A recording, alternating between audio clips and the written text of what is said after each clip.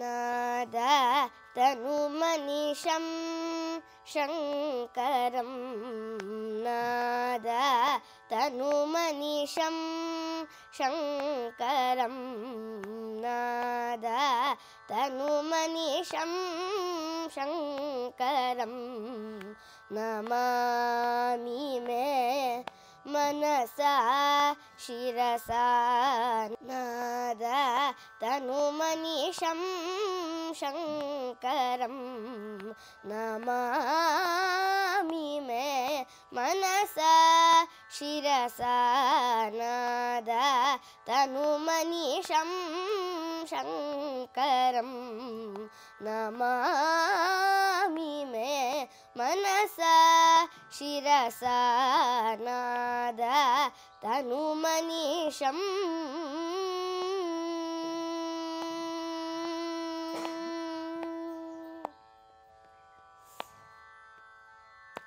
मोदकर निगमोत्तम सामा वेदसारं वारं वारं मोदकर निगमोत्तम सामा वेदसारं वारं वारं मोदकर निगमोत्तम सामा वेदसारं वारं वारं सामवेदसारं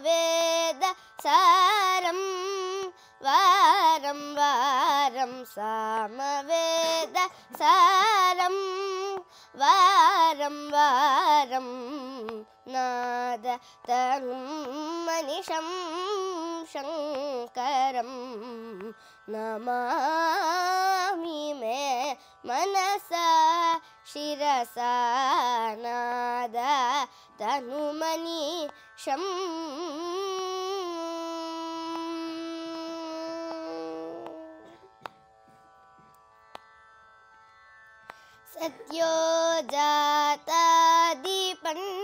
सद्योजातादिपञ्चवक्त्रज सरिगमपदनी वरसप्तस्वर सद्योजातादिपञ्चवक्त्रज सरिगमपदनी वरसप्तस्वर विद्यालोलं विदलितगालं विद्यालोलं विदलितगालं विमलहृदय त्यागराजपालं नाद तनुमनिशं शङ्करं नमामि मे मनसा शिरसा नाद तनुमनिशं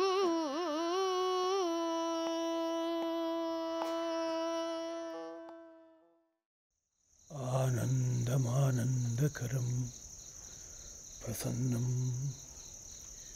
ज्ञानस्वरूपं निजबोधयुक्तं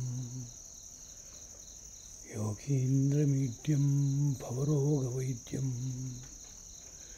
श्रीमद्गुरुं नित्यमहं स्मरामि देवकी परमानन्दं कृष्णं वन्दे जगद्गुरुं सर्वोपनिषदो गावः दोग्धा गोपालनन्दनः पार्थो वत्सः सुधीर्भोक्ता दुग्धं गीतामृतं महत्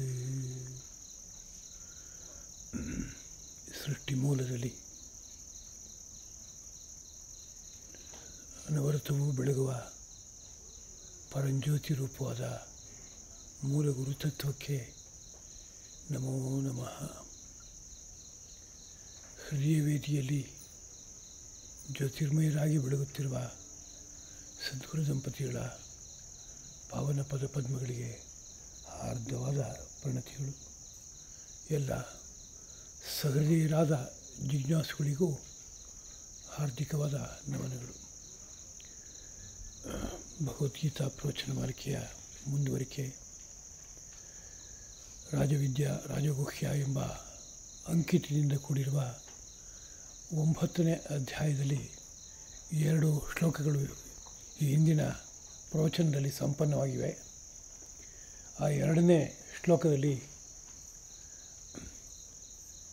ಪರತತ್ವದ ಹಿರಿಮೆ ಏನು ಅನ್ನುವ ಬಗ್ಗೆ ಕೃಷ್ಣ ಪ್ರಭು ವಿವರಣೆಯನ್ನು ಕೊಟ್ಟಿದ್ದನ್ನು ಭಾವಿಸಿದ್ದೇವೆ. ಆದರೆ ಆ ಪರತತ್ವ ಎಷ್ಟೇ ದೊಡ್ಡದಾದರೂ ಅದನ್ನು ಶ್ರದ್ಧೆಯಿಂದ ಭಾವಿಸೋದಾದರೂ ಮಾತ್ರ ಅದನ್ನು ಮುಟ್ಟೋಕ್ಕಾಗತ್ತೆ, ಅದನ್ನು ಅನುಭವಿಸೋಕ್ಕಾಗತ್ತೆ. ಶ್ರದ್ಧೆ ಭದ್ರವಾಗಿಲ್ಲ ಅಂದರೆ ಅದು ಎಷ್ಟೇ ದೊಡ್ಡದಾಗಿದ್ದರೂ, ಅದ್ರ ಬಗ್ಗೆ ಎಷ್ಟೇ ಮಾತುಗಳನ್ನು ನಾವು ಕೇಳಿದರೂ ಸಹ ಅಲ್ಲಿಗೆ ತಲುಪದೆ ಹಿಂತಿರುಗಿ ಬರುವಂತಹ ಪರಿಸ್ಥಿತಿಗಳು ಹುಟ್ಟುತ್ತಪ್ಪ ಎಂಬ ಬಗ್ಗೆ ಮುಂದಿನ ಮಾತಿನಲ್ಲಿ ಶ್ರೀಕೃಷ್ಣ ಪ್ರಭು ಅರ್ಜುನನಿಗೆ ಒಂದು ವಿವೇಕವನ್ನು ಕೊಡ್ತಾ ಇದ್ದಾನೆ. ಅಶ್ರದ್ಧಧಾನಾ ಪುರುಷಾ ಧರ್ಮಸ್ಯಾಸ್ಯ ಪರಂತಪ ಅಪ್ರಾಪ್ಯ ಮಾಂ ನಿವರ್ತಂತೆ ಮೃತ್ಯು ಸಂಸಾರ ವರ್ತಮನಿ. ಪರಂತಪ ಎಲ್ಲಿ ಪರಂತಪನೆ ಶತ್ರುಗಳನ್ನು ದಮನ ಮಾಡುವುದರಲ್ಲಿ ಬಲಿಗ, ಅಷ್ಟು ಪ್ರತಾಪ ಅವನ ಮೈನಲ್ಲಿದೆ. ಅದರಿಂದ ಅವನು ಪರಂತಪ. ಅಸ್ಯ ಧರ್ಮಸ್ಯ, ಈ ಧರ್ಮದ ವಿಷಯದಲ್ಲಿ ಅಂದರೆ ಪರತತ್ವ ರೂಪವಾದಂತಹ ಅನುಭವವನ್ನು ತನ್ನ ಮೈಗೆ ತಂದ್ಕೋಬೇಕು. ಆ ಧರ್ಮವೇ ಪರಮಧರ್ಮ.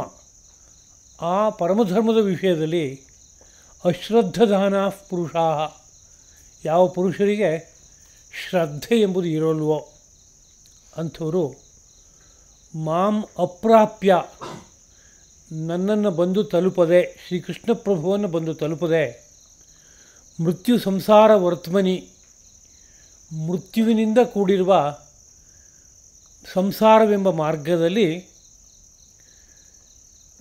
ನಿವರ್ತಂತೆ, ಬಂದು ಸೇರುತ್ತಾರೆ, ಮೋಕ್ಷವನ್ನು ಪಡೆಯೋಲ್ಲ ಅಂತ. ಇಡೀ ಮಾತಿನಲ್ಲಿ ಸಾರಿಷ್ಠವಾದ ಭಾಗ ಶ್ರದ್ಧೆ. ಧರ್ಮದ ಬಗ್ಗೆ ಶ್ರದ್ಧೆ ಬೇಕಾಗಿದೆ. ಧರ್ಮ ಅಂದರೆ ಇಲ್ಲಿ ಪ್ರಸ್ತುತದಲ್ಲಿ ಶ್ರೀಕೃಷ್ಣ ಪ್ರಭು ಯಾವ ಪರತತ್ವದ ಅನುಭವದ ಬಗ್ಗೆ ಹೇಳಿದ್ದಾನೋ ಆ ಪರತತ್ವವೇ ಧರ್ಮ. ಆ ಪರತತ್ವವನ್ನು ಅನುಭವಿಸಬೇಕಾದ್ರೆ ಮೈಯಲ್ಲಿ ಒಂದು ಸ್ಥಿತಿ ಇರಬೇಕು, ಅದು ಧರ್ಮ. ಆ ಬಗ್ಗೆ ಏನಾದರೂ ಶ್ರದ್ಧೆ ಇಲ್ಲ ಅಂತಾದರೆ ಆ ಪರತತ್ವವನ್ನು ಅಂದರೆ ಶ್ರೀಕೃಷ್ಣ ಪ್ರಭುವನ್ನು ಹೋಗಿ ಸೇರೋಕ್ಕೆ ಸಾಧ್ಯವಾಗೋಲ್ಲ. ಹಿಂತಿರುಗಿ ಬರಬೇಕಾಗುತ್ತೆ. ಎಲ್ಲಿಗೆ ಅಂತ ಕೇಳಿದರೆ ಮತ್ತೆ ಹುಟ್ಟು ಸಾವುಗಳ ಚಕ್ರಕ್ಕೆ. ಈಗ ಇಲ್ಲಿರುವ ಕೆಲವು ಪದಗಳನ್ನು ಗಮನಿಸೋಣ. ಅಶ್ರದ್ಧಧಾನಾ ಪುರುಷಾ, ಶ್ರದ್ಧೆ ಇಲ್ಲದ ಪುರುಷರು ಅಂತಂದಾಗ ಶ್ರದ್ಧೆ ಇರಬೇಕಾಗಿದೆ. ಯಾವುದ್ರ ಬಗ್ಗೆ ಅಂತ ಕೇಳಿದರೆ ಪರಮಧರ್ಮದ ಬಗ್ಗೆ. ಪರಮಧರ್ಮ ಅಂದರೆ ಪರಮಾತ್ಮ ಅಂತ ಅರ್ಥ, ಪರತತ್ವ ಅಂತ ಅರ್ಥ, ಶ್ರೀಕೃಷ್ಣ ಪ್ರಭು ಅಂತ ಅರ್ಥ. ಅದರಲ್ಲಿ ಶ್ರದ್ಧೆ ಇಲ್ಲದೆ ಹೋದರೆ ಅಂತ. ಶ್ರದ್ಧಾ ಅಂದರೆ ಏನು ಹಿಂದೆ ಬಂದಿದೆ, ಆದರೂ ದಾರ್ಢ್ಯಕ್ಕಾಗಿ ಮತ್ತೆ ಮತ್ತೆ ನೆನಪಿಸ್ಕೋಬೇಕಾಗತ್ತೆ. ಶಾಸ್ತ್ರಾರ್ಥೆ ದೃಢಪ್ರತ್ಯಯ ಅಂತ ಸಂಕ್ಷೇಪವಾದ ಭಾಷೆಯಲ್ಲಿ ಶ್ರದ್ಧೆಯನ್ನು ನಿರೂಪಿಸ್ತಾರೆ. ಶಾಸ್ತ್ರದ ವಿಷಯದಲ್ಲಿ ದೃಢವಾದ ವಿಶ್ವಾಸ, ನಂಬಿಕೆ. ಶಾಸ್ತ್ರ ಹೇಳ್ತಾ ಇದೆ ಪರತತ್ವ ಎಂಬುದೊಂದು ಉಂಟು, ಅಲ್ಲಿಗೆ ಹೋಗಿ ತಲುಪುವವರೆಗೆ ಈ ಹುಟ್ಟು ಸಾವಿನ ಚಕ್ರದಿಂದ ಪಾರಾಗೋಕ್ಕೆ ಸಾಧ್ಯ ಇಲ್ಲ. ಅದೇ ಜೀವಕೋಟಿಯನ್ನು ಪಾರುಗಾಣಿಸುವಂತಹ ಪರಮಶ್ರೇಷ್ಠವಾದ ಒಂದು ತತ್ವ ಎಂಬುದಾಗಿ ನಾನಾ ರೀತಿಯಲ್ಲಿ ವೇದೋಪನಿಷತ್ತುಗಳು ಸಾರುತ್ತವೆ.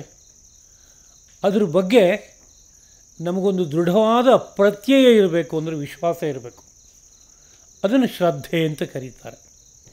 ಅದು ದೃಢವಾಗಿರಬೇಕು ಅಂತ ಒತ್ತಿ ಹೇಳೋದಕ್ಕೆ ಕಾರಣ ಏನು ಅಂದರೆ, ಎಷ್ಟೋ ಸಂದರ್ಭದಲ್ಲಿ ಶ್ರದ್ಧೆ ಇದೆ ಅಂತ ಅನಿಸುತ್ತೆ, ಆದರೆ ಅದು ಭದ್ರವಾಗಿರಲ್ಲ, ಸಮಯದಲ್ಲಿ ಕಳ್ಕೊಂಬಿಡುತ್ತೆ. ಅದು ತಮಾಷೆಯಾಗಿ ನಮ್ಮ ಅಧ್ಯಾಪಕರು ಒಂದು ಉದಾಹರಣೆ ಕೊಡ್ತಾಯಿದ್ರು. ಮಗುಗೆ ಹೋಗಿ ಅಲ್ಲಿ ಹತ್ತಿರದಲ್ಲಿ ಅಂಗಡಿಗೆ ಹೋಗಿ ತರಕಾರಿ ತೊಗೊಂಬಪ್ಪ ಅಂತ ದುಡ್ಡು ಕೊಟ್ಟು ಕಳಿಸಿದರೆ ಕೈನಲ್ಲಿ ದುಡ್ಡು ಇಟ್ಕೊಂಡು ಹೊರಡುತ್ತೆ. ಸ್ವಲ್ಪ ದೂರ ಹೋಗ್ತಾ ಇರುವಾಗ ಅಲ್ಲಿ ಏನೋ ಒಂದು ಕೋತಿ ಕುಣಿಸೋ ಆಟ ರಸ್ತೆ ಪಕ್ಕದಲ್ಲಿ ನಡೀತಾ ಇದೆ ಅಂದರೆ ಅದನ್ನು ನೋಡಬೇಕು ಅಂತ ಒಂದು ಕ್ಷಣ ಅನಿಸುತ್ತೆ. ಅಲ್ಲಿ ಹೋಗಿ ನಿಂತ್ಕೊಂಡ ಮೇಲೆ ಪೂರ್ತಿ ನೋಡೋಣ ಅಂತ ಅನಿಸುತ್ತೆ. ಅದು ನೋಡಿ ಮುಗಿಯೋಷ್ಟೊತ್ತಿಗೆ ತಾನು ಹೊರಟ ಉದ್ದೇಶ ಮರೆತು ಹೋಗಿ ವಾಪಸ್ ಹಿಂತಿರುಗಿ ಬರುತ್ತೆ. ಅಪ್ಪನೋ ಅಮ್ಮನೋ ಕೇಳ್ತಾರೆ, ಏನೋ ತರಕಾರಿ ತೊಗೊಂಬಂದ್ಯಾ, ಎಷ್ಟೊತ್ತಾಯ್ತು ಹೋಗಿ ಅಂತ. ಅಯ್ಯೋ ಮರ್ತೇ ಹೋಯ್ತು ಅಂತ. ಹೀಗಾಗುತ್ತೋ ಇಲ್ವೋ ಲೋಕದಲ್ಲಿ? ಆಗುತ್ತೆ. ಹೀಗಾಗೋಕ್ಕೆ ಕಾರಣ ಏನು? ತರಕಾರಿ ತೊಗೊಂಬ ಅಂತ ಅಪ್ಪನೋ ಅಮ್ಮನೋ ಹೇಳಿದರೆ ಅದ್ರ ಮೇಲೆ ಅಷ್ಟು ದೃಢವಾದ ವಿಶ್ವಾಸ ಇಲ್ಲ. ದಾರಿ ಮೇಲೆ ಹೋಗ್ತಾ ಇರುವಂಥ ಕೋತಿ ಕುಣಿತದ ಬಗ್ಗೆ ಆಸಕ್ತಿ ಯಾಕೆ ಹುಟ್ಟಿತು? ಇದರಲ್ಲಿ ಅಪಾರವಾದಂಥ ಶ್ರದ್ಧೆ ಇದ್ದಿದ್ದರೆ ನಾನು ಈ ಕಾರ್ಯಕ್ಕೆ ಹೊರಟಿದ್ದೀನಿ, ಆದ್ದರಿಂದ ಇದನ್ನು ಬಿಟ್ಟು ಯಾವ ಕಾರಣಕ್ಕೂ ಆ ಕಡೆ ಈ ಕಡೆ ನಾನು ಚಲಿಸೋಲ್ಲ ಅಂತ ಬುದ್ಧಿ ಹೇಳ್ತಿತ್ತು. ದಾರಿ ತಪ್ತಾ ಇರಲಿಲ್ಲ.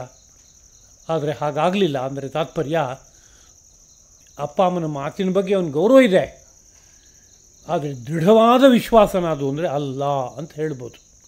ಹಾಗೆ ಲೋಕ ಜೀವನದಲ್ಲಿ ಎಲ್ಲ ಕಡೆಯೂ ಅಷ್ಟೇ, ಯಾವುದೋ ಒಂದು ಪ್ರತಿಜ್ಞೆ ಮಾಡಿ ಯಾವುದೋ ಒಂದು ಕಾರ್ಯವನ್ನು ಶುರು ಮಾಡ್ತಾನೆ. ಪ್ರತಿಜ್ಞೆ ಮಾಡುವಾಗ ಮಹಾಶೂರನೋ ಎಂಬಂತೆ ಇರ್ತಾನೆ, ಆದರೆ ದೃಢವಾದ ನಿರ್ಣಯ ಆಗಿರೋಲ್ಲ ಅದು. ಆಗಿರೋದ್ರಿಂದಲೇ ಸ್ವಲ್ಪ ಕಾಲ ಕಳೆದ ಮೇಲೆ ಅದರಲ್ಲಿ ಉತ್ಸಾಹ ಹೊರಟೋಗಿ ಬೇರೆ ಇನ್ನೊಂದು ಕಡೆಗೆ ಉತ್ಸಾಹ ಬಂದುಬಿಡುತ್ತೆ. ತಾತ್ಪರ್ಯ ಏನಪ್ಪ ಅಂದರೆ ಶ್ರದ್ಧೆ ಭದ್ರವಾಗಿಲ್ಲ ಅಂತ ಅರ್ಥ. ಭಾಗವತದಲ್ಲಿ ಈ ಶ್ರದ್ಧೆ ಅನ್ನೋದು ಎಷ್ಟು ದೊಡ್ಡದು ಅನ್ನೋ ಬಗ್ಗೆ ಒಂದು ಮಾತನ್ನು ಆಡಿದ್ದಾರೆ. ತಚ್ಶ್ರದ್ಧದಾನ ಮುನಯಃ ಜ್ಞಾನವೈರಾಗ್ಯಯುಕ್ತಯ ಪಶ್ಯಂತ್ಯಾತ್ಮನಿ ಚ ಆತ್ಮಾನಂ ಭಕ್ತಿಯ ಶ್ರುತಿಗೃಹೀತಯ. ಒಂದು ಭಕ್ತಿ ಎಂಬುದು ಬೇಕು. ಆ ಭಕ್ತಿ ಶ್ರುತಿಗೃಹೀತವಾಗಿರಬೇಕು. ಅಂದರೆ ವೇದ ಮೊದಲಾದಂತಹ ಋಷಿ ಸಾಹಿತ್ಯ ಏನನ್ನು ಸಾರ್ತಾ ಇದೆಯೋ ಅದರ ಹಿನ್ನೆಲೆಯಲ್ಲಿ ಒಂದು ಭಕ್ತಿ ಅನ್ನೋದು ಬೆಳಿಬೇಕು. ವೇದದ ಬಗ್ಗೆ ಅಪಾರವಾದ ಗೌರವ ಇದ್ದಾಗ ವೇದ ಹೇಳ್ತಾ ಇರುವ ಭಕ್ತಿಯ ಬಗ್ಗೆಯೂ ಅಷ್ಟೇ ರೀತಿಯಾದಂಥ ವಿಶ್ವಾಸ ಬೆಳೆಯುತ್ತೆ. ಹಾಗಿದ್ದು ಶ್ರದ್ಧಧಾನಾಹ ಮುನಯಃ, ಶ್ರದ್ಧಾವಂತರಾದ ಮುನಿಗಳು ಜ್ಞಾನವೈರಾಗ್ಯ ಯುಕ್ತಯ, ಜ್ಞಾನ ಮತ್ತು ವೈರಾಗ್ಯ ಇವುಗಳೆರಡರಿಂದ ಕೂಡಿರುವಂತಹ ಭಕ್ತಿಯಿಂದ ಪಶ್ಯಂತಿ ಆತ್ಮನಿ ಆತ್ಮಾನಂ, ತಮ್ಮೊಳಗಡೆಗೆ ತಮ್ಮನ್ನು ನೋಡ್ಕೋತಾರೆ ಅಂತ. ತಮ್ಮೊಳಗಡೆಗೆ ಅಂದರೆ ತಮ್ಮ ಶರೀರ ಮನಸ್ಸು ಬುದ್ಧಿಯ ಒಳಗೆ ತಮ್ಮನ್ನು ಅಂದರೆ ಆ ಪರಮಾತ್ಮನನ್ನು ಪರತತ್ವವನ್ನು ದರ್ಶನ ಮಾಡ್ತಾರೆ. ಅಂದರೆ ಆ ದರ್ಶನ ಮಾಡೋಕ್ಕೆ ತುಂಬ ಪ್ರಧಾನವಾಗಿ ಯಾವುದು ಕಾರಣ ಅಂದರೆ ಅವರು ಮೊದಲನೇದಾಗಿ ಶ್ರದ್ಧಾಧಾನಾಹ, ತುಂಬ ಶ್ರದ್ಧಾವಂತರು. ಅವರ ಭಕ್ತಿ ಶ್ರುತಿ ಮಾತೆ ಕೊಟ್ಟ ಮಾತಿನ ಹಿನ್ನೆಲೆಯಲ್ಲಿ ಭಾಳ ಭದ್ರವಾಗಿ ಬೆಳೆದಿದೆ. ಆ ಭಕ್ತಿ ಜೊತೆಗೆ ಜ್ಞಾನ ವೈರಾಗ್ಯವೂ ಸೇರಿಕೊಂಡಿದೆ. ತಿಳುವಳಿಕೆ ಇದೆ, ಜ್ಞಾನ ಇದೆ ಅಂತಂದರೆ, ವೈರಾಗ್ಯ ಇದೆ ಅಂದರೆ ಪ್ರಾಪಂಚಿಕ ವಿಷಯದಲ್ಲಿ ಅಂಟಿಲ್ಲ. ಇದೆರಡು ಅತ್ಯಂತ ಮುಖ್ಯವಾಗಿ ಇದ್ದು ಆ ಪರತತ್ವದ ಬಗ್ಗೆ ಭದ್ರವಾದ ವಿಶ್ವಾಸವೂ ಇದೆ ಅಂತಾದರೆ ಅದೇ ನನ್ನ ಲಕ್ಷ್ಯ ಅಂತ ದೃಢವಾದ ನಿರ್ಣಯ ಇದೆ ಅಂತಾದರೆ ಆಗ ಅವರು ತಮ್ಮೊಳಗಡೆ ಆ ಪರಮಾತ್ಮನನ್ನು ದರ್ಶನ ಮಾಡ್ತಾರೆ ಅಂತ. ಇದನ್ನೇ ಈ ಶ್ರದ್ಧೆ ಹಿರಿಮೆಯನ್ನು ನಾನಾ ತರಹ ಕೊಂಡಾಡಿದ್ದಾರೆ. ಪ್ರತ್ಯಯೋ ಧರ್ಮ ಕಾರ್ಯೇಷು ಯಥಾ ಶ್ರದ್ಧಾ ಉದಾಹೃತ. ಎಲ್ಲ ಧರ್ಮ ಕಾರ್ಯಗಳಲ್ಲಿ ಅದು ಇದು ಅಂತ ಅಂದ್ಕೋಬಾರ್ದು. ಎಲ್ಲ ಧರ್ಮ ಕಾರ್ಯಗಳು ಕೊನೆಯಲ್ಲಿ ಆ ಪರತತ್ವ ದರ್ಶನದ ಅಲ್ಲಿ ಮುಕ್ತಾಯವನ್ನು ಹೊಂದುವಂಥದ್ದಾಗಿವೆ. ಅಂದರೆ ಲೌಕಿಕವಾದ ಲಾಭವನ್ನು ಕೊಡುವಂತಹ ಧರ್ಮ ಕಾರ್ಯಗಳು ಇವೆ. ಆ ಲೌಕಿಕ ಲಾಭಗಳೂ ಸಹ ಯಾರೋ ಒಬ್ಬ ವಿವೇಕಿಗೆ ಪರತತ್ವ ದರ್ಶನಕ್ಕೆ ಸೋಪಾನವಾಗಿ ಇರೋದಕ್ಕೆ ಅವಕಾಶ ಇದೆ. ಆ ನೇರದಲ್ಲಿ ಎಲ್ಲ ಧರ್ಮಗಳು ಆತ್ಮಧರ್ಮ ಏನಿದೆ ಅಲ್ಲಿಗೆ ಕರ್ಕೊಂಡು ಹೋಗಿ ತಲುಪಿಸುವಂಥದ್ದಾಗಿರುತ್ತೆ. ಅದರಲ್ಲಿ ಒಂದು ವಿಶ್ವಾಸ ಏನಿದೆ, ಪ್ರತ್ಯಯ, ಅದು ಶ್ರದ್ಧಾ ಇತಿ ಉದಾಹೃತ, ಶ್ರದ್ಧೆ ಎಂಬುದಾಗಿ ಕರೆಯಲ್ಪಡ್ತು. ನಾಸ್ತಿ ಅಶ್ರದ್ಧಾನಸ್ಯ ಧರ್ಮಕೃತ್ಯೇ ಪ್ರಯೋಜನಂ. ಯಾವುದೇ ಧರ್ಮಕೃತ್ಯದಲ್ಲಾಗಲಿ ಅವನಿಗೆ ಶ್ರದ್ಧೆ ಇಲ್ಲ ಅಂತಾದರೆ ಅದರಿಂದ ಏನೂ ಪ್ರಯೋಜನ ಆಗಲ್ಲ. ಸಮಯ ವ್ಯರ್ಥವಾಗುತ್ತೆ, ದ್ರವ್ಯ ವ್ಯರ್ಥ ಆಗುತ್ತೆ, ಶಕ್ತಿ ವ್ಯರ್ಥ ಆಗುತ್ತೆ, ಲಾಭ ಮಾತ್ರ ಬರೋಲ್ಲ. ಅಂದರೆ ತಾತ್ಪರ್ಯ ತುಂಬ ಮುಖ್ಯವಾದದ್ದು ಶ್ರದ್ಧಾ ಅಂತ ಅರ್ಥ. ಅದನ್ನೇ ಪಾತಂಜಲಿ ಯೋಗಸೂತ್ರದ ವ್ಯಾಸ ಭಾಷ್ಯದಲ್ಲಿ ಚೇತಸ ಪ್ರಸಾದ ಶ್ರದ್ಧಾ ಎಂಬುದಾಗಿ ಕರೆದಿದ್ದಾರೆ. ಚೇತಸ ಅಂದರೆ ಮನಸ್ಸಿನ, ಪ್ರಸಾದ ಅಂದರೆ ಒಂದು ಪ್ರಸನ್ನತೆ, ಅದು ಶ್ರದ್ಧಾ ಅಂತ. ಹಿಂದೆಲ್ಲ ಹೇಳುವಾಗ ಋಷಿ ಮಹರ್ಷಿಗಳು ಹೇಳಿದ ವಿಷಯದಲ್ಲಿ, ವೇದಶಾಸ್ತ್ರಗಳ ವಿಷಯದಲ್ಲಿ ದೃಢವಾದ ವಿಶ್ವಾಸ, ನಂಬಿಕೆಯೇ ಶ್ರದ್ಧಾ ಅಂತ ಹೇಳಿದರು. ಆದರೆ ಇಲ್ಲಿ ವ್ಯಾಸರು ಶ್ರದ್ಧಾ ಅಂತ ಹೇಳುವಾಗ ಚೇತಸ ಪ್ರಸಾದ ಅಂತ ಹೇಳಿದರು, ಚಿತ್ತದ ಒಂದು ಪ್ರಸನ್ನತೆ ಅಂತ. ಶ್ರದ್ಧೆ ಯಾರಿಗೆ ಇದೆಯೋ ಅವರಿಗೆ ಒಳಗೆ ಒಂದು ಪ್ರಸನ್ನತೆ ಶುರುವಾಗುತ್ತೆ. ಆ ಪ್ರಸನ್ನತೆ ಅನ್ನೋದು ಒಂದು ಗುರುತು, ಇವರಿಗೆ ಶ್ರದ್ಧೆ ಇದೆ ಅಂತ. ಆ ಪ್ರಸನ್ನತೆ ಚಿಕ್ಕ ಧಾರೆಯಾಗಿ ಆರಂಭವಾಗುತ್ತೆ, ಆಮೇಲೆ ಮಹಾ ಸ್ರೋತಸ್ಸಾಗುತ್ತೆ. ಅದರಲ್ಲಿ ಒಂದು ಸಂಪೂರ್ಣ ಮಗ್ನ ಆಗುವಂತೆ ಮಾಡಿ ಎಲ್ಲಿಗೆ ಕರ್ಕೊಂಡೋಗಿ ತಲುಪಿಸ್ಬೇಕು ಅಲ್ಲಿ ಕರ್ಕೊಂಡೋಗಿ ತಲುಪಿಸ್ಬಿಡುತ್ತೆ. ಆದ್ದರಿಂದ ಶ್ರದ್ಧೆ ಇದೆ ಅಂದರೆ ಒಳಗಿಂದ ಒಂದು ಮನಃಪ್ರಸನ್ನತೆ ಶುರುವಾಗಿರುತ್ತೆ. ಏನೋ ನನಗೆ ತಂಪಾಗ್ತಾ ಇದೆ, ಹಿತವಾಗ್ತಾ ಇದೆ, ಹೀಗೆ ತಾನೇ ಇರಬೇಕಾದದ್ದು. ಆದರೆ ನನಗೆ ಹೊರಗಡೆಯಿಂದ ಯಾವುದೇ ಪ್ರಾಪಂಚಿಕ ವಿಷಯದ ಬಗ್ಗೆ ಏನೋ ಲಾಭ ಆಯಿತು, ಅದರಿಂದ ನನ್ನ ಮನಸ್ಸು ಸಮಾಧಾನ ಆಯಿತು ಅಂತ ಹೇಳೋಕ್ಕೆ ಹಾಗೇನೂ ಇಲ್ಲ. ಎಲ್ಲ ಯಥಾಯಥವಾಗಿ ಇನ್ನಂತೆ ಇದೆ. ಆದರೆ ನನ್ನ ಮನಸ್ಸಲ್ಲಿ ಮಾತ್ರ ಏನೋ ಒಂದು ತಂಪು, ಸಂತೋಷ, ಆನಂದ, ಸಂತೃಪ್ತಿ ಹರಿತಾ ಇದೆ ಅಂತ ಆದಾಗ ಅವನಿಗೆ ಶ್ರದ್ಧೆ ಭದ್ರವಾಗಿದೆ. ಅದರ ಪರಿಣಾಮವಾಗಿ ಆ ಭಗವಂತನ ಒಂದು ಜ್ಞಾನಾನಂದದ ಸಣ್ಣ ಕಿರಣ ಬಂದು ಮುಟ್ತಾ ಇದೆ ಅವನಿಗೆ ಹೃದಯಕ್ಕೆ. ಅಲ್ಲಿಯ ಒಂದು ಸಣ್ಣ ಧಾರೆ ಅಥವಾ ಬಿಂದು ಬಂದು ಮುಟ್ತಾ ಇದೆ ಹೃದಯಕ್ಕೆ.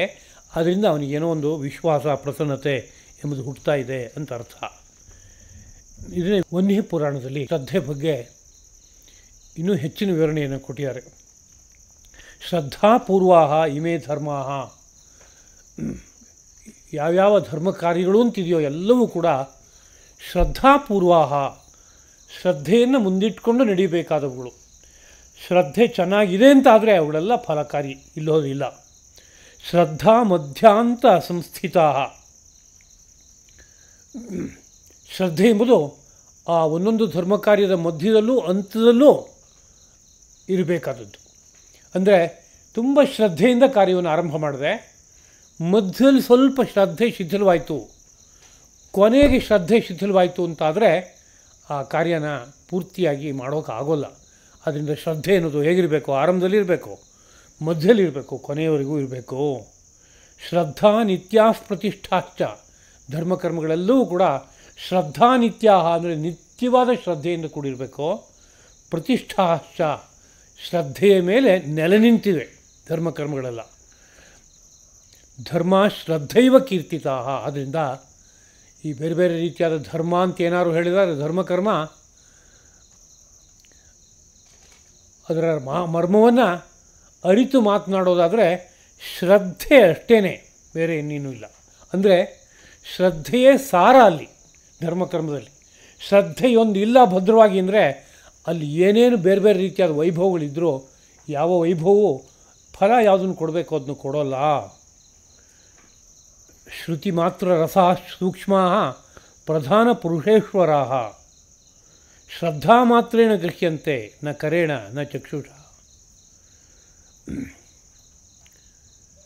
ಶ್ರುತಿಯಲ್ಲಿ ವಿಶೇಷವಾಗಿ, ಶ್ರುತಿಯಲ್ಲಿ ಅಂದರೆ ವೇದದಲ್ಲಿ, ಉಪನಿಷತ್ನಲ್ಲಿ ವಿಶೇಷವಾಗಿ ನಿರೂಪಣೆ ಮಾಡಿರುವಂತಹ ವಿಚಾರಗಳು ಯಾವುದಪ್ಪ ಅಂದರೆ ಪರಮಸೂಕ್ಷ್ಮವಾದಂತಹ ಪ್ರಧಾನ, ಪುರುಷ, ಈಶ್ವರ ಇವುಗಳೆಲ್ಲ. ಪ್ರಧಾನ ಅಂದರೆ ಈ ಪ್ರಕೃತಿಯ ಮೊದಲನೇ ಹೆಜ್ಜೆ, ಮೂಲ ಪ್ರಕೃತಿ ಅಂತ ಕರೀತಾರೆ. ತ್ರಿಗುಣಗಳ ಒಂದು ಸಾಮ್ಯಾವಸ್ಥೆ, ತ್ರಿಗುಣಗಳು ಯಾವುದೇ ಕೆಲಸವನ್ನು ಮಾಡದೇ ಇರುವಂಥ ಒಂದು ಸ್ಥಿತಿ, ಅದಕ್ಕೆ ಪ್ರಧಾನ, ಮೂಲ ಪ್ರಕೃತಿ ಎಂಬ ಭಾಷೆಯಲ್ಲಿ ಕರೀತಾರೆ. ಆ ಪ್ರಧಾನವಾದದ್ದು ಪುರುಷ, ಈ ಶರೀರದಲ್ಲಿ ವಾಸ ಮಾಡ್ತಾ ಇರುವಂತಹ ಜೀವ ಇದ್ದಾನಲ್ಲ ಅವನು. ಅದೇ ರೀತಿಯಲ್ಲಿ ಈಶ್ವರ, ಈ ಪುರುಷನ ಮೇಲೂ ಸಹ ಇನ್ನೊಬ್ಬ ಪರಮಾತ್ಮ ಇದ್ದಾನಲ್ಲ ಅವನು. ಇವರೆಲ್ಲ ಸೂಕ್ಷ್ಮ, ತುಂಬ ಸೂಕ್ಷ್ಮವಾಗಿ ನೋಡಿದಾಗ ಮಾತ್ರ ಗೊತ್ತಾಗ್ತಾರೆ, ಹಾಗೆ ಗೊತ್ತಾಗುವಂಥವರಲ್ಲ. ಹಾಗಿರುವ ಅವರುಗಳು ಶ್ರದ್ಧಾ ಮಾತ್ರೇಣ ಗೃಹ್ಯಂತೆ, ಶ್ರದ್ಧೆ ಇರೋದಾದ್ರೆ ಮಾತ್ರ ಅವ್ರನ್ನೆಲ್ಲ ನಾವು ಮುಟ್ಬೋದು, ಅವ್ರು ಯಾರು ಅಂತ ನಾವು ಅರ್ಥ ಮಾಡ್ಕೋಬೋದು. ಪ್ರಧಾನ ಅಂದರೆ ಯಾವುದು ಅನ್ನೋದು ಅವ್ರ ಮನಸ್ಸಿಗೆ ಬರ್ಬೋದು. ಪ್ರಧಾನ ಅಂದರೆ ಯಾವುದು ಅಂದರೆ ತ್ರಿಗುಣಗಳ ಸಾಮ್ಯಾವಸ್ಥೆ, ಚಿತ್ತ ನಿರ್ವ್ಯಾಪಾರವಾಗಿದೆ ಅನ್ನೋ ಸ್ಥಿತಿ. ಅದು ಸಿಕ್ಕಬೇಕಾದ್ರೆ ಶ್ರದ್ಧೆ ಭದ್ರವಾಗಿರಬೇಕು, ಹಾಗಾದರೆ ಮಾತ್ರ. ಅದೇ ರೀತಿಯಲ್ಲಿ ಆ ಶ್ರದ್ಧೆ ಒಂದನ್ನು ಬಿಟ್ಟು ಈ ಪ್ರಧಾನ, ಪುರುಷ, ಈಶ್ವರ ಈ ರೂಪವಾದ ಸೂಕ್ಷ್ಮವಾದ ತತ್ವಗಳನ್ನು ನ ಕರೇಣ ನ ಚಕ್ಷುಷಾ ಗೃಹ್ಯಂತೆ, ಕೈನಿಂದ ಹೋಗಿ ಹಿಡ್ಕೊಳ್ಳೋಕೆ ಬರಲ್ಲ. ನ ಚಕ್ಷುಷಾ ಗೃಹ್ಯಂತೆ, ಕಣ್ಣಿಂದ ಹೋಗಿ ಹಿಡ್ಕೊಳ್ಳೋಕೆ ಬರಲ್ಲ. ಅದರಿಂದ ನಿನ್ನ ಕೈ ಕಾಲು ಇಲ್ಲಿ ಯಾವುದೂ ಕೆಲಸ ಮಾಡೋಲ್ಲಪ್ಪ, ನಿನ್ನ ಶ್ರದ್ಧೆ ಒಂದೇ ಭದ್ರವಾಗಿದ್ದರೆ ಅದನ್ನು ಹೋಗಿ ಮುಟ್ಟಬಹುದು. ಅದೇ ರೀತಿಯಲ್ಲಿ ಕಾಯಕ್ಲೇಶೈ ನ ಬಹುಭೀ, ತುಂಬ ಕಷ್ಟಪಟ್ಟಿದ್ದೀನಿ ನಾನು ಈ ಕಾರ್ಯಕ್ಕಾಗಿ ಅಂತ ಎಷ್ಟೆಷ್ಟೇ ಕಾಯಕ್ಲೇಶ, ಶರೀರಕ್ಕೆ ದಣಿವಾಗುವಂತೆ ಶ್ರಮಿಸಿದ್ರೂ ಸಹ ಅದರಿಂದ ತತ್ವವನ್ನು ಮುಟ್ಟೋಕ್ಕಾಗಲ್ಲ. ತಥಾ ಅರ್ಥಸ್ಯ ರಾಶಿಭಿ, ತತ್ವ ಸಾಕ್ಷಾತ್ಕಾರ ಆಗಬೇಕು ಅಂತ ಉದ್ದೇಶ ಇದೆ. ಅದಕ್ಕೋಸ್ಕರವಾಗಿ ಬೇಕಾದಷ್ಟು ಹಣ ಖರ್ಚು ಮಾಡಿದ್ದೀನಿ ನಾನು, ಕೋಟಿ ಕೋಟಿ ದುಡ್ಡು ಖರ್ಚು ಮಾಡಿದ್ದೀನಿ ಅಂದರೆ ಅದರಿಂದ ಖಂಡಿತ ತತ್ವ ಸಾಕ್ಷಾತ್ಕಾರ ಆಗಲ್ಲಪ್ಪ. ಧರ್ಮ ಸಂಪ್ರಾಪ್ಯತೆ ಸೂಕ್ಷ್ಮ ಶ್ರದ್ಧಾಹೀನೈ ಸುರೈರಪಿ, ಶ್ರದ್ಧಾಹೀನರಾದಂತಹ ದೇವತೆಗಳಿಂದಲೂ ಸಹ ಈ ಸೂಕ್ಷ್ಮವಾದ ಧರ್ಮವು ಅಂದರೆ ಪ್ರಧಾನ, ಪುರುಷ, ಈಶ್ವರ ರೂಪವಾದಂತಹ ಸೂಕ್ಷ್ಮವಾದ ಧರ್ಮವು ಶ್ರದ್ಧೆ ಒಂದಿಲ್ಲ ಅಂತಾದರೆ ದೇವತೆಗಳ ಕೈಗೂ ಸಿಕ್ಕಲ್ಲ, ದೇವತೆಗಳು ಸಹ ಅದನ್ನು ಮುಟ್ಟೋಕ್ಕಾಗಲ್ಲ.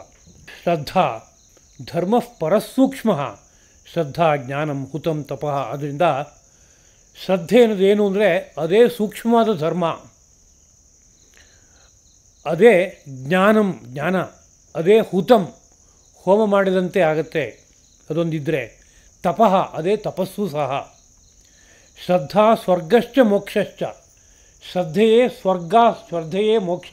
ಅಂದರೆ ಶ್ರದ್ಧೆ ಭದ್ರವಾಗಿದ್ದರೆ ಸ್ವರ್ಗ ಸಿಗುತ್ತೆ, ಶ್ರದ್ಧೆ ಭದ್ರವಾಗಿದ್ದರೆ ಮೋಕ್ಷ ಸಿಗುತ್ತೆ ಅನ್ನೋದನ್ನು ಶ್ರದ್ಧೆಯೇ ಸ್ವರ್ಗ, ಶ್ರದ್ಧೆಯೇ ಮೋಕ್ಷ ಅನ್ನೋ ಭಾಷೆಯಲ್ಲಿ ಹೇಳ್ತಾ ಇದ್ದಾರೆ. ಹಾಗೆ ಹೇಳುವಾಗ ಅದಕ್ಕಷ್ಟು ಪ್ರಾಧಾನ್ಯ ಇದೆ, ಅದು ಅತ್ಯಂತ ಮುಖ್ಯ ಅಂತ ಹೇಳುವ ಕ್ರಮ. ಆಯುಷ್ಯವನ್ನು ವೃದ್ಧಿ ಮಾಡುವ ಪದಾರ್ಥಗಳಲ್ಲೆಲ್ಲ ಘೃತ ಪರಮಶ್ರೇಷ್ಠವಾದದ್ದಂತೆ, ಅದಕ್ಕೆ ಸರಿಸಾಟಿಯಾಗಿ ಇನ್ನೊಂದಿಲ್ಲ. ಅಂದರೆ ಯಾವಾಗ ಎಷ್ಟನ್ನು ಯಾರು ಬಳಸಬೇಕೋ ಹಾಗೆ ಬಳಸಿದಾಗ ಆ ಘೃತವು, ತುಪ್ಪವು ಆಯುಷ್ಯವನ್ನು ಪೂರ್ತಿ ವೃದ್ಧಿಪಡಿಸುತ್ತೆ ಅಂತ. ಇದನ್ನು ಹೇಳುವಾಗ ಅದು ಚೆನ್ನಾಗಿ ಬುದ್ಧಿಗೆ ಕೂತ್ಕೊಳ್ಳಿ ಅನ್ನೋದಕ್ಕೋಸ್ಕರ ಹೇಳುವ ಕ್ರಮ ಹೇಗೆ ಅಂತ ಕೇಳಿದ್ರೆ ನೋಡೋದು, ಆಯುಷ್ಯ, ಅದು ತುಪ್ಪವನ್ನೇ ಆಯುಷ್ಯ ಅಂತ ಕರೆದುಬಿಡೋದು. ಆಯುರ್ ಘೃತಂ, ಘೃತಂ ಘೃತವು ಆಯುಹು ಆಯುಷ್ಯ ಅಂತ. ಹಾಗಂದ್ರೆ ಏನರ್ಥ, ಅದೇ ಆಯುಷ್ಯ ಅಂದರೆ ಅದಕ್ಕೆ ಸರಿಸಾಟಿಯಾಗಿ ಇನ್ನೊಂದು ಆಯುಷ್ಯವನ್ನು ಕೊಡುವಂಥ ವಸ್ತು ಇಲ್ಲ ಅಂತ ಒತ್ತಿ ಹೇಳೋದಕ್ಕೋಸ್ಕರ ಹಾಗೆ ಹೇಳುವಂಥ ಒಂದು ಕ್ರಮ. ಹಾಗೆ ಶ್ರದ್ಧಾ ಧರ್ಮ ಪರಸೂಕ್ಷ್ಮ, ಶ್ರದ್ಧೆಯೇ ಪರಮಧರ್ಮ, ಶ್ರದ್ಧಾ ಜ್ಞಾನಂ ಹುತಂ ತಪಃ, ಶ್ರದ್ಧಾ ಸ್ವರ್ಗಶ್ಚ ಮೋಕ್ಷಶ್ಚ, ಶ್ರದ್ಧಾ ಸರ್ವಮಿದಂ ಜಗತ್. ಈ ಜಗತ್ತೇ ಶ್ರದ್ಧೆಯನ್ನೇ ಸರ್ವಸ್ವವಾಗಿ ಇಟ್ಕೊಂಡಿರುವಂಥದ್ದು. ಅಂದರೆ ಈ ಜಗತ್ತಿನಲ್ಲಿ ಏನನ್ನಾದರೂ ಸಾಧನೆ ಮಾಡಬೇಕು ಅಂತಿದೆ ಅಂತಾದರೆ ಶುದ್ಧವಾದ ಶ್ರದ್ಧೆ ಬೇಕು. ಅದೊಂದು ಇದೆ ಅಂದರೆ ಏನು ಬೇಕಾದ್ರೂ ಸಾಧನೆ ಮಾಡ್ಬೋದು. ಅಂದರೆ ಈ ಶರೀರ, ಮನಸ್ಸು, ಬುದ್ಧಿ ಏನು ಬೇಕಾದ್ರೂ ಪರಿವರ್ತನೆ ಆಗಿ ಹೊಸ ಸಾಮರ್ಥ್ಯವನ್ನು ತಂದ್ಕೊಳ್ಳೋಕ್ಕಾಗತ್ತೆ ಶ್ರದ್ಧೆ ಒಂದು ಇದೆ ಅಂತಾದರೆ. ನಾನು ಈ ಬೆಟ್ಟವನ್ನು ಬಹಳ ಎತ್ತರಕ್ಕೆ ಕರ್ಕೊಂಡು ಹೋಗುವಂತಹ ಮೆಟ್ಲುಗಳಿಂದ ಕೂಡಿದೆ, ಹತ್ತೋದು ಕಷ್ಟ ಅಂತ ಹೇಳ್ತಾರೆ, ಆದರೆ ನಾನು ಹತ್ತಲೇಬೇಕು, ಬೇಕಾದ್ದಾಗಲಿ ನಾನು ಹತ್ತೇನೆ ಅಂತ ಒಂದು ಬಹಳ ಶ್ರದ್ಧೆಯ ತೀರ್ಮಾನ ಇದೆ ಅಂತಾದರೆ, ತೀರ್ಮಾನ ಮಾಡಿದ ಕ್ಷಣದಿಂದ ದೇಹಕ್ಕೆ ಬಲ ಬರೋಕ್ಕೆ ಶುರುವಾಗುತ್ತೆ. ದೇಹದಲ್ಲಿರುವ ದೌರ್ಬಲ್ಯಗಳು ಕಡಿಮೆ ಆಗ್ತಾ ಹೋಗುತ್ತೆ, ಉತ್ಸಾಹ ಜಾಸ್ತಿ ಆಗುತ್ತೆ, ಆ ಕಾರ್ಯ ಸಾಧನೆ ಮಾಡೋಕ್ಕೆ ಸಾಧ್ಯ ಆಗುತ್ತೆ. ಅದೇ ಏನಾದರೂ ಸಣ್ಣ ಬೆಟ್ಟ, ಅಯ್ಯೋ ಇದನ್ನೆಲ್ಲ ನನಗೆ ಹತ್ತೋಕ್ಕಾಗತ್ತಾ, ಇದನ್ನ ಹತ್ತಬೇಕಾ ಅಂತ ಮೂಗೆಳೆಯೋ ತರಹ ಮನಸ್ಸಾಗಿದೆ ಅಂತಂದರೆ, ದೇಹದಲ್ಲಿ ಎಷ್ಟೇ ಬಲ ಇದ್ದರೂ ಆ ಬೆಟ್ಟ ಹತ್ತೋಕ್ಕಾಗಲ್ಲ. 4 ಹೆಜ್ಜೆ ಹೋಗಿ ಆಮೇಲೆ ನನ್ನಿಂದ ಸಾಧ್ಯ ಇಲ್ಲ ಅಂತ ಹಿಂದಕ್ಕೆ ಬರೋ ಥರ ಮಾಡಿಬಿಡುತ್ತೆ. ಆದ್ದರಿಂದ ಯಾವುದೇ ಕಾರ್ಯ ತುಂಬ ಚೆನ್ನಾಗಿ ಸಿದ್ಧವಾಗಬೇಕಾದ್ರೆ ಶ್ರದ್ಧೆ ಭದ್ರವಾಗಿರಬೇಕು. ಸರ್ವಂ ಸ್ವಜೀವಿತಂ ಚಾಪಿ ದದ್ಯಾತ್ ಅಶ್ರದ್ಧೆಯ ಯದಿ ನಾಪ್ನುಯಾತ್ ತತ್ಫಲಂ ಕಿಂಚಿತ್ ಶ್ರದ್ಧಾದಾನಂ ತಥೋ ಭವೇತ್. ಇಡೀ ಜೀವನದಲ್ಲಿ ನಾನು ಎಲ್ಲವನ್ನೂ ತ್ಯಾಗ ಮಾಡಿಬಿಟ್ಟಿದ್ದೀನಿ ಅಂತ ಒಬ್ಬ ಹೇಳಿದರೂ ಸಹ, ಶ್ರದ್ಧೆ ಒಂದು ಯಾವ ವಿಷಯದ ಬಗ್ಗೆ ಇರಬೇಕೋ ಅದಿಲ್ಲ ಅಂತಾದರೆ ಎಲ್ಲವನ್ನೂ ತ್ಯಾಗ ಮಾಡಿದ್ರೂ ಸಹ ಅದನ್ನು ತಲುಪೋಕ್ಕಾಗೋಲ್ಲ, ಮುಟ್ಟೋಕ್ಕಾಗೋಲ್ಲ ಅದು. ಅದರಿಂದ ತ್ಯಾಗ ಬೇಕು ಇಲ್ಲ ಅಂತಲ್ಲ, ಪ್ರಯತ್ನ ಬೇಕು ಇಲ್ಲ ಅಂತಲ್ಲ, ಆದರೆ ಅದೆಲ್ಲದಕ್ಕಿಂತ ಮುಖ್ಯವಾದ ಯಾವುದಪ್ಪ ಅಂದರೆ ಶ್ರದ್ಧೆ. ಶ್ರುತಿ ಮಾತೆ ಸಾರ್ತಾ ಇದ್ದಾಳೆ, ತತ್ವ ಉಂಟು ಅಂತ. ಇಹ ಚೇದ್ ಅವೇದಿ ತಥ ಸತ್ಯಮಸ್ತಿ. ಇಲ್ಲಿ ಅರ್ಥ ಮಾಡ್ಕೊಳ್ಳೋದಾದರೆ ಆ ಸತ್ಯ ಇದೆಯಪ್ಪ, ಈ ಮನುಷ್ಯ ಜನ್ಮದಲ್ಲೇ ತಿಳ್ಕೊ ಅಂತ ಉಪನಿಷತ್ ಮಾತೆ ಹೇಳ್ತಾ ಇದ್ದಾಳೆ. ಅದು ನನಗೆ ಪೂರ್ತಿ ಒಪ್ಪಿಗೆ ಇದೆ, ನಾನು ಅದನ್ನು ನಂಬ್ಕೊಂಡಿದ್ದೀನಿ, ನಿರಂತರ ಪ್ರಯತ್ನ ಪಡ್ತೀನಿ. ಹಾಗಿದ್ದಾಗ ತುದಿ ತಲುಪೋದಕ್ಕಾಗತ್ತೆ. ಅದು ಬಿಟ್ಟು ಆ ತ್ಯಾಗ ಮಾಡಿದ್ದೀನಿ, ಹೀಗೆ ಕ್ಲೇಶಪಟ್ಟಿದ್ದೀನಿ, ಇಷ್ಟು ದುಡ್ಡು ಖರ್ಚು ಮಾಡಿದ್ದೀನಿ, ಏನೇನಾದರೂ ತುದಿ ತಲುಪೋಕ್ಕಾಗಲ್ಲ. ಏವಂ ಶ್ರದ್ಧಾನ್ವಯ ಸರ್ವೇ ಸರ್ವಧರ್ಮ ಪ್ರಕೀರ್ತಿತಾ ಕೇಶವ ಶ್ರದ್ಧೆಯಾಗಮ್ಯ ಧ್ಯೇಯ ಪೂಜ್ಯಶ್ಚ ಸರ್ವದಾ. ಕೇಶವನೂ ಸಹ ಹೇಗೆ ಸಿಗ್ತಾನೆ? ಶ್ರದ್ಧೆಯಾಗಮ್ಯ, ಶ್ರದ್ಧೆಯಿಂದ ಪಡೆಯಲ್ಪಡತಕ್ಕವನು. ಅಂದರೆ ನನಗೆ ಅಪಾರವಾದ ಶ್ರದ್ಧೆ ಅವನ ಬಗ್ಗೆ ಇದೆ ಅಂದರೆ ಅವನನ್ನು ನಾವು ತಲುಪೋದು ಹೋಗಿ. ಧ್ಯೇಯ ಧ್ಯಾನ ಮಾಡಲ್ಪಡಬೇಕು, ಪೂಜ್ಯಶ್ಚ ಪೂಜಿಸಲ್ಪಡಬೇಕು ಶ್ರದ್ಧೆಯಿಂದ. ಹಾಗಾದರೆ ಅವನನ್ನು ಮುಟ್ಟೋಕ್ಕಾಗತ್ತೆ. ಹೀಗೆ ವನ್ಯ ಪುರಾಣದಲ್ಲಿ ವಿಸ್ತಾರವಾಗಿ ಆ ಶ್ರದ್ಧೆಯ ಬಗ್ಗೆ ವರ್ಣಿಸಿದ್ದಾರೆ. ಇದನ್ನು ನಮ್ಮ ಜೀವನದಲ್ಲಿ ತಂದ್ಕೋಬೇಕು. ಲೋಕದಲ್ಲಿ ಯಾರಾದರೂ ದೊಡ್ಡ ಕಾರ್ಯ ಸಾಧನೆ ಮಾಡಿದ್ದಾರೆ ಅಂದರೆ ಅವರಿಗಿರುವ ದೊಡ್ಡ ಸಂಪತ್ತು ಅಂದರೆ ಪ್ರಧಾನವಾದ ಶ್ರದ್ಧೆ. ಬೇಕಾದಷ್ಟು ನಾನಾ ಸೌಲಭ್ಯಗಳಿರ್ಬೋದು, ಏನನ್ನೂ ದೊಡ್ಡದನ್ನು ಸಾಧನೆ ಮಾಡೋಕ್ಕಾಗಲಿಲ್ಲ ಯಾರೊಬ್ಬರಿಗೆ ಅಂತ ಕೇಳಿದರೆ ತುಂಬ ಪ್ರಧಾನವಾದ ಕಾರಣ ಏನು ಅಂದರೆ ಅವರ ಗುರಿಯ ಬಗ್ಗೆ ಶ್ರದ್ಧೆ ಕಡಿಮೆ ಇದೆ ಅವರಿಗೆ ಅಂತ ಅರ್ಥ. ಆದ್ದರಿಂದ ಶ್ರದ್ಧೆಯನ್ನು ಬೆಳೆಸ್ಕೋಬೇಕು, ಮುಖ್ಯ ಅದೇನೇ ಅಂತ ತಾತ್ಪರ್ಯ. ಹೀಗೆ ಶ್ರದ್ಧೆ ಇದ್ದರೆ ಒಳಗಡೆ ಇರುವ ತತ್ವವನ್ನು ದರ್ಶನ ಮಾಡ್ಬೋದು. ಹಾಗಿಲ್ಲದೆ ಹೋದರೆ ಅಪ್ರಾಪ್ಯ ಮಾಂ ನಿವರ್ತಂತೆ ಮೃತ್ಯು ಸಂಸಾರ ವರ್ತಮನಿ. ಆ ಕೃಷ್ಣ ಪ್ರಭುವನ್ನು ಮುಟ್ಟೋಕ್ಕಾಗಲ್ಲ. ಆಗ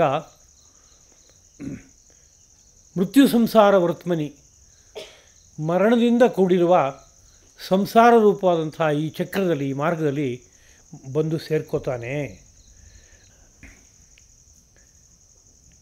ಶ್ರದ್ಧೆ ಇಲ್ಲದೆ ಹೋದರೆ ಯಾತಕ್ಕೆ ತುದಿಯನ್ನು ತಲುಪೋಕ್ಕಾಗೋಲ್ಲ?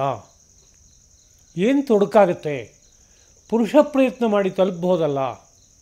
ಅಹೋರಾತ್ರ ಶ್ರಮಿಸ್ತಾ ಇದ್ದೀನಿ ನಾನು, ಎಲ್ಲವನ್ನೂ ತ್ಯಜಿಸಿದ್ದೀನಿ ನಾನು, ಹೀಗೆ ನಾನಾ ತರಹ ಯೋಚನೆ ಮಾಡೋದಕ್ಕೆ ಅವಕಾಶ ಇದೆಯಲ್ಲ ಅಂತ ಕೇಳಿದರೆ, ಎಲ್ಲವನ್ನೂ ತ್ಯಜಿಸಿದರೂ ಸಹ ಈ ದೀರ್ಘವಾದಂಥ ಅಧ್ಯಾತ್ಮದ ಮಾರ್ಗದಲ್ಲಿ ಎಲ್ಲೋ ಒಂದು ಕಡೆಯಲ್ಲಿ ಸಿಕ್ಕುವ ಆನಂದವನ್ನು ಸವಿತಾ ಅಲ್ಲೇ ನಿಂತ್ಕೊಂಡ್ಬಿಡ್ಬೋದು. ಇದು ಎಷ್ಟು ಚೆನ್ನಾಗಿದೆ, ಎಲ್ಲವನ್ನೂ ತ್ಯಾಗ ಮಾಡಿದ್ರಿಂದ ನನಗೊಂದು ಸಿಕ್ಬಿಡ್ತಿದ್ದು ಅಂತ ಪಾತಂಜಲ ಯೋಗಸೂತ್ರದಲ್ಲಿ ಹೇಳ್ತಾರೆ, ಪ್ರಕೃತಿ ಲಯರು ಅಂತ. ಹಾಗಂದ್ರೆ ಏನು ಅಂದರೆ, ಸಾಧನೆ ಮಾಡ್ತಾ ಹೋಗುವಾಗ ಈ ಪ್ರಕೃತಿಯಲ್ಲಿ 24 ತತ್ವಗಳೇನಿದೆ ಅದರಲ್ಲಿ ಯಾವುದೋ ಒಂದು ತತ್ವವನ್ನು ಹೋಗಿ ಮುಟ್ಟಿ ಅಲ್ಲೊಂದು ಆನಂದದ ಅನುಭವ ಆಗುತ್ತೆ, ಯಾವುದೋ ಒಂದು ಮಟ್ಟದ್ದು.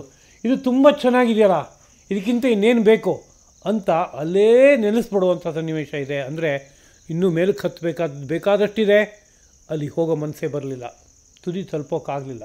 ಎಷ್ಟೋ ಕಾಲ ಆ ಪ್ರಕೃತಿ ಮಂಡಲದಲ್ಲಿ ಯಾವುದೋ ಒಂದು ತತ್ವದಲ್ಲಿ, ಮನಸ್ತತ್ವದಲ್ಲಿ, ಬುದ್ಧಿ ತತ್ವದಲ್ಲಿ ನೆಲೆ ನಿಂತು ಎಷ್ಟೋ ಲಕ್ಷಾಂತರ ವರ್ಷಗಳ ಕಾಲ ಇದ್ದು ಆಮೇಲೆ ಪುನಃ ಆ ಪುಣ್ಯ ಮುಗಿದ ಮೇಲೆ ಮತ್ತೆ ಈ ಪ್ರಪಂಚಕ್ಕೆ ಜನ್ಮ ಎತ್ತು ಬರುವಂತಹದ್ದಾಗತ್ತೆ ಅಂತ ಹೇಳೋದುಂಟು. ಇದೇ ರೀತಿಯಲ್ಲಿ ಶ್ರದ್ಧೆ ಭದ್ರವಾಗಿ ಇಲ್ಲ ಅಂತ ಆದರೆ ಮೈ ಮನಸ್ಸುಗಳೇ ಆ ಪ್ರಧಾನವಾದ ಲಕ್ಷ್ಯವನ್ನು ಮುಟ್ಟೋದಕ್ಕೆ ಬೇಕಾಗುವಂತೆ ಸಿದ್ಧವಾಗೋಲ್ಲ. ಏನು ಪರಿವರ್ತನೆ ಆಗಬೇಕು ಆ ಪರಿವರ್ತನೆ ಆಗೋಲ್ಲ. ಹಾಗಾಗದೇ ಇರೋದ್ರಿಂದ ತುದಿ ತಲುಪೋಕ್ಕಾಗಲ್ಲ ಅನ್ನೋದು ಸಾರಿಷ್ಠವಾದ ಮಾತು. ಜೊತೆಗೆ ಹಾಗೆ ಪಾತಂಜಲಿ ಯೋಗಸೂತ್ರದಲ್ಲಿ ಯೋಗ ವಿಘ್ನಗಳು ಅಂತ ಹೇಳ್ತಾರೆ. ವ್ಯಾಧಿ, ಸ್ಥಾನ, ಸಂಶಯ, ಪ್ರಮಾದ, ಆಲಸ್ಯ, ಅವಿರತಿ, ದರ್ಶನಾಲಬ್ಧ ಭೂಮಿಕತ್ವ, ಅನವಸ್ಥಿತತ್ವಾನಿ ಚಿತ್ತವಿಕ್ಷೇಪಾ ತೇ ಅಂತರಾಯ ಅಂತ. ಚಿತ್ತವಿಕ್ಷೇಪಗಳು ಅಂತ ಉಂಟು. ಅಂದರೆ ಬುದ್ಧಿ ಇದಕ್ಕಿದ್ದ ಹಾಗೆ ತನ್ನ ಲಕ್ಷ್ಯದಿಂದ ಜಾರು ಹೋಗೋದಕ್ಕೆ ಚಿತ್ತವಿಕ್ಷೇಪಗಳು ಅಂತ ಕರೀತಾರೆ. ಅವು ಅಂತರಾಯ, ದೊಡ್ಡ ವಿಘ್ನಗಳು. ಯಾವ್ದ್ಯಾವುದು ಅಂತ ಕೇಳಿದ್ರೆ, ಯಾವುದೋ ರೋಗ ಬಂತು, ಆಗ ಚಿತ್ತವಿಕ್ಷೇಪ, ಅಯ್ಯೋ ರೋಗನ ಹೇಗಾರು ಮಾಡಿ ಗೆಲ್ಲಬೇಕು, ಇನ್ನೊಮ್ಮೆ ರೋಗ ಬರದೇ ಇರುವಂತೆ ನಾನು ನೋಡ್ಕೋಬೇಕು, ಆದ್ದರಿಂದ ಹೊಸದು ಯಾವುದಾದ್ರು ಅಭ್ಯಾಸವನ್ನು ಶುರು ಮಾಡ್ತೀನಿ ಅಂತ ದಾರಿ ಬದಲಾಯಿಸೋಕ್ಕೆ ಶುರು ಆಗ್ಬೋದಲ್ಲಿ. ಸ್ಥಾನ, ಮಾನಸಿಕವಾದಂಥ ಒಂದು ಆಲಸ್ಯ ಮಧ್ಯದಲ್ಲಿ ತಲೆ ಹಾಕ್ಬೋದು. ಸಂಶಯ, ನಾನು ಸಾಧನೆ ಮಾಡ್ತಾಯಿದ್ದೀನಿ, ಮಾರ್ಗ ಸರಿ ಇದೆಯೋ ಇಲ್ವೋ, ನಾನು ಯಾರೋ ಒಬ್ಬ ಗುರುವನ್ನು ಅವಲಂಬಿಸಿದ್ದೀನಿ, ಇವ್ರು ನಿಜವಾದ ಗುರುವೋ ಅಲ್ವೋ ಅಂತ ಸಂದೇಹ ಬಂದುಬಿಡ್ತು ಅಂತಂದರೆ. ಅದೇ ರೀತಿಯಲ್ಲಿ ಆ ಪರತತ್ವ ಅಂತ ಏನೋ ಹೇಳ್ತಾರೆ, ಅದು ಇದೆಯೋ ಇಲ್ವೋ ಯಾರಿಗೂ ಗೊತ್ತು ಅಂತ ಸಂದೇಹ ಬಂದುಬಿಡ್ತು ಅಂದರೆ ಇವನು ಏನೇನು ಪ್ರಯತ್ನ ಪಟ್ಟರು ಆ ತುದಿನ ತಲುಪೋಕ್ಕಾಗಲ್ಲ. ಪ್ರಮಾದ, ಅದೇ ರೀತಿಯಲ್ಲಿ ಯಾವುದೋ ತಪ್ಪು ಕಾರ್ಯವನ್ನು ಮಾಡಿಬಿಟ್ಟ ಮಧ್ಯದಲ್ಲಿ,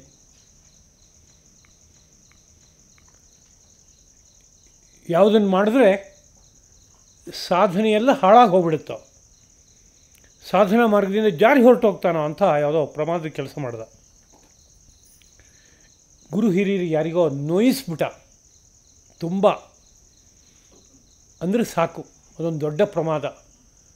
ಅದರ ಪರಿಣಾಮವಾಗಿ ಇವನ ಬೆಳವಣಿಗೆ ಅಷ್ಟು ನಿಂತು ಹೋಗುತ್ತೆ, ಗೊತ್ತಾಗೋಲ್ಲ ಬೆಳವಣಿಗೆ ನಿಂತಿದೆ ಅನ್ನೋದು, ಆದರೆ ಬೆಳವಣಿಗೆ ಅಷ್ಟು ನಿಂತು ಹೋಗುತ್ತೆ. ಹೀಗೆಲ್ಲ ಇದೆ. ಆಲಸ್ಯ, ದೈಹಿಕವಾದಂಥ ಮೈ ಭಾರ ಅಂತ ಹೇಳ್ತೀವಲ್ಲ, ಆ ಥರದ ದೋಷ, ಅದರಿಂದಲೂ ಸಾಧನೆ ಹಾಳಾಗುತ್ತೆ. ಪ್ರಮಾದ, ಆಲಸ್ಯ, ಅವಿರತಿ, ಅಹೋರಾತ್ರ ಬೇರೆ ಬೇರೆ ಕೆಲಸಗಳಲ್ಲಿ ತೊಡಗಿದ್ದರೆ ಸಾಧನೆ ವಿಚಲಿತವಾಗಿಬಿಡುತ್ತೆ, ಚಿತ್ತಚಾಂಚಲ್ಯ ಜಾಸ್ತಿ ಆಗುತ್ತೆ. ದರ್ಶನಾಲಬ್ಧ ಭೂಮಿಕತ್ವ, ಎಷ್ಟು ಕಾಲ ಪ್ರಯತ್ನ ಪಟ್ಟರೂ ಒಂದು ಹಂತ ತಲುಪಲೇ ಇಲ್ಲ, ಅದರಿಂದ ಒಂದು ಖುಷಿ ಏನು ಹುಟ್ಟಬೇಕೋ ಅದಿಲ್ಲ, ಏನೋ ಒಂದು ರೀತಿಯಲ್ಲಿ ಯಶಸ್ಸಿನ ಹೆಜ್ಜೆ ಮುಂದಕ್ಕೆ ಹೋಗಿ ಒಂದು ಸಮಾಧಾನ ಬರಬೇಕಾಗಿತ್ತಲ್ಲ, ಅದಿಲ್ಲ. ಅದೇ ರೀತಿಯಲ್ಲಿ ಅನವಸ್ಥಿತತ್ವಾನಿ, ಒಂದು ಹೆಜ್ಜೆ ಹೋಗಿ ತಲುಪಿದೆ, ಅದರಲ್ಲಿ ನೆಲೆ ನಿಲ್ಲಕ್ಕಾಗ್ತಾಯಿಲ್ಲ, ಮತ್ತೆ ಜಾರಿ ಕೆಳಗಡೆ ಬಂದುಬಿಟ್ಟೆ, ಪುನಃ ಪ್ರಯತ್ನ ಪಟ್ಟೆ, ಕಷ್ಟಪಟ್ಟು ಒಂದು ಹಂತ ಹೋಗಿ ತಲುಪಿದೆ, ಆಮೇಲೆ ಪುನಃ ಜಾರಿ ಹೋದೆ. ಹೀಗಾಗ್ತಾ ಇದ್ದರೆ ಯೋಗ ವಿಘ್ನಗಳಿದು, ತುದಿ ತಲುಪೋಕೆ ಆಗಲ್ಲ. ಇವೆಲ್ಲ ಗೋಚರವಾಗುತ್ತೆ. ಆದ್ದರಿಂದ ಶ್ರದ್ಧೆ ಭದ್ರವಾಗಿ ಇರೋದಾದರೆ ಆಗ ಇಂಥ ಯಾವುದೇ ಏರುಪೇರುಗಳು ಬಂದರೂ ಅದಷ್ಟನ್ನು ಗೆದ್ದು ತುದಿ ತಲುಪೋಕ್ಕಾಗುತ್ತೆ, ಎಲ್ಲೂ ದಾರಿ ತಪ್ಪೋಲ್ಲ. ಅದಕ್ಕಾಗಿ ಶ್ರದ್ಧೆಯನ್ನು ಉಪಾಸನೆ ಮಾಡಬೇಕು, ಶ್ರದ್ಧೆಯನ್ನು ತಂದ್ಕೋಬೇಕು. ಶ್ರದ್ಧೆ ಅನ್ನೋದು ಒಂದು ಧರ್ಮ, ಅದು ಆ ಧರ್ಮ ಬರಬೇಕಾದ್ರೆ ಆಚಾರ ಇರಬೇಕು ಚೆನ್ನಾಗಿ. ಅಂದರೆ ಅನುದಿನವೂ ಈ ಶರೀರ, ಮನಸ್ಸು, ಬುದ್ಧಿಗೆ ಯಾವ್ಯಾವ ತರಹದ ದೋಷಗಳು ಬಂದು ಸೇರಿಕೊಳ್ಳುತ್ತೋ ಅದನ್ನು ಅನುದಿನವೂ ತೊಳ್ಕೊಳ್ಳೋಕ್ಕೆ ಬೇಕಾಗುವಂಥ ಕೆಲಸವನ್ನು ಮಾಡಬೇಕು. ಅಂದರೆ ಪ್ರತಿನಿತ್ಯ ಕಾಲಕ್ಕೆ ನಮ್ಮ ಭಾರತ ಮಹರ್ಷಿಗಳು ಯಾವ ರೀತಿಯಾದಂತಹ ಶುದ್ಧಿಯ ಸಾಧನೆಗಳನ್ನು ಹೇಳಿದಾರೋ, ಸ್ನಾನ ಮಾಡು, ಸಮಯದಲ್ಲಿ ಕೈಕಾಲು ಮುಖ ತೊಳ್ಕೊ, ಸಮಯದಲ್ಲಿ ಜಾಗರೂಕನಾಗಿರು, ನಿದ್ರಿಸಬೇಡ, ಆ ಕಾಲದಲ್ಲಿ ಆಹಾರವನ್ನು ಸ್ವೀಕರಿಸಬೇಡ, ಆ ಕಾಲದಲ್ಲಿ ಮಾತುಕತೆಗಳನ್ನು ಆಡಬೇಡ, ಸಂಚರಿಸಬೇಡ, ಹೀಗೆ 10 ತರಹದ ನೀತಿಗಳನ್ನು ಹೇಳಿದ್ದಾರೆ. ಅವುಗಳೆಲ್ಲ ಆಚಾರ ಎಂಬುದಾಗಿ ಕರೆಯಲ್ಪಡುತ್ತೆ. ಆ ಆಚಾರವನ್ನು ಚೆನ್ನಾಗಿ ಇಟ್ಕೊಂಡಿರೋದಾದರೆ ಮೈನಲ್ಲಿ ಹುಟ್ಟುವ ದೋಷಗಳು ಅಷ್ಟು ಕಳಚಿ ಹೊರಟೋಗುತ್ತೆ. ಆಗ ಮೈ ಶುದ್ಧವಾಗುತ್ತೆ, ಮನಸ್ಸು ಶುದ್ಧವಾಗುತ್ತೆ, ಬುದ್ಧಿ ಶುದ್ಧವಾಗುತ್ತೆ. ಇದಿಷ್ಟು ಶುದ್ಧವಾದರೆ ಒಳಗಡೆ ಇರೋ ಪರತತ್ವವನ್ನು ನೋಡೋಕ್ಕಾಗುತ್ತೆ. ಇದಿಷ್ಟು ಶುದ್ಧವಾದರೆ ಶ್ರದ್ಧೆ ಉದಯವಾಗುತ್ತೆ ವಿಶೇಷವಾಗಿ. ಅಂದರೆ ಏನೋ ಒಂದು ಸಂತೋಷ ಒಳಗಡೆಯಿಂದ ಆಗ್ತಾಯಿದೆ ಅಂತಂದಾಗ ಶ್ರದ್ಧೆ ಇನ್ನೂ ಭದ್ರವಾಗ್ತಾ ಹೋಗುತ್ತೆ. ಶ್ರದ್ಧೆ ಭದ್ರವಾಗೋದ್ರಲ್ಲಿ ಆಚಾರದ ದೊಡ್ಡ ಪಾತ್ರ ಇದೆ. ಆದ್ದರಿಂದ ಆಚಾರವನ್ನು ಅನುದಿನವೂ ಸಹ ಇಟ್ಕೊಳ್ಳೋದಕ್ಕೆ ಪ್ರಯತ್ನ ಪಡೋದಾದರೆ ಈ ಶ್ರದ್ಧೆ ಅನ್ನೋದು ಉತ್ತರತ್ರ ನಿರಂತರ ಬೆಳೆದು ತುದಿ ತಲುಪೋದಕ್ಕೆ ಬೇಕಾಗುವಂಥ ಒಂದು ಸ್ಥಿತಿಯನ್ನು ತಂದುಕೊಡುತ್ತೆ ಎಂಬುದು ಒಟ್ಟು ತಾತ್ಪರ್ಯ. ಈ ಮಾತಿನ ಹಿನ್ನೆಲೆಯಲ್ಲಿ ಶ್ರದ್ಧೆ ಅನ್ನೋದನ್ನು ನಾವು ಮನಸ್ಸಿಗೆ ತಂದ್ಕೋಬೇಕಾಗಿದೆ. ನಮ್ಮನ್ನು ನಾವು ಪರಿಶೀಲನೆ ಮಾಡ್ಕೋಬೇಕು, ಆತ್ಮಾವಲೋಕನ ಮಾಡ್ಕೋಬೇಕು. ನನಗೆ ನಿಜವಾಗ್ಲೂ ಶ್ರದ್ಧೆ ಇದೆಯೋ ಇಲ್ವೋ ಅಂತ. ಇಲ್ಲ ಅಂತಂದರೆ ಶ್ರದ್ಧೆ ಯಾರಲ್ಲಿದೆ ಅಂತ ನೋಡಬೇಕು. ಶ್ರದ್ಧೆ ಇದ್ದವರ ಜೊತೆಗೆ ಸಹವಾಸ ಮಾಡ್ತಾ ಹೋದರೆ ಸಾಕು, ಕ್ರಮವಾಗಿ ಆ ಶ್ರದ್ಧೆ ನಾವು ಬಂದುಬಿಡುತ್ತೆ. ಶ್ರದ್ಧೆ ಇದ್ದವ್ರು ಕಾಣಿಸ್ತಾರೆ, ಅಲ್ಲೊಬ್ಬರು ಇಲ್ಲೊಬ್ರು ಇದ್ದೇ ಇರ್ತಾರೆ ಎಲ್ಲ ಕಾಲದಲ್ಲೂ ಕೂಡ. ಅವ್ರು ನೋಡಿದ್ರೆ ಗೊತ್ತಾಗುತ್ತೆ ಅವ್ರು ಯಾವುದೋ ಜಪಕ್ಕೆ ಕೂತಿದ್ದಾರೆ ಅಂದರೆ ಆ ಕಡೆ ಈ ಕಡೆ ತಿರುಗಿ ನೋಡಲ್ಲ. ಅರ್ಧ ಗಂಟೆ ಮುಕ್ಕಾಲು ಗಂಟೆ ಅಲ್ಲಿ ಸುತ್ತಮುತ್ತಲು ಏನೋ ಶಬ್ದ ಕೇಳಿದರೂ ಆ ಕಡೆ ತಿರುಗಿ ನೋಡಲ್ಲ, ಗಾಳಿ ಬೀಸಿದ್ರೆ ಆ ಕಡೆ ತಿರುಗಿ ನೋಡಲ್ಲ. ಅಷ್ಟು ಏಕಾಗ್ರ ಮನಸ್ಸಿಂದ ಕೂತಿರ್ತಾರೆ ಅಂದರೆ ಶ್ರದ್ಧೆ ತುಂಬ ಇದೆ ಅಂತ ಅರ್ಥ.